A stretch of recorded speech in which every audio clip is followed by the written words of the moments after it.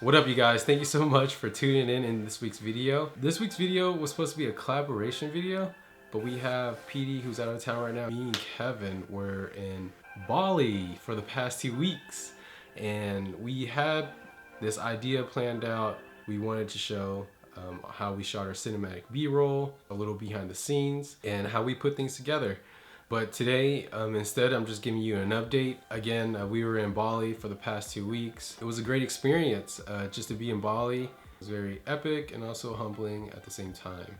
While we were in Bali, we went to Ubud, where we stayed at a couple of days, and we got to see some of the best waterfall that I've seen. We had some good food, and we just met a lot of good people there. From there, we went to Lombok and Giliti Island. Those places were definitely much slower than Bali, especially Lombok. It was definitely cool just to explore the area. When we went to Giliti, it was great. It was cool. You know, you had the beach. Unfortunately, we didn't get to catch sunset there because we had to go back. And I want to tell you guys, I want to apologize that we didn't have the material that we wanted to create, but I didn't want to miss out on our weekly video because, you know, we made a commitment to push out a video each week.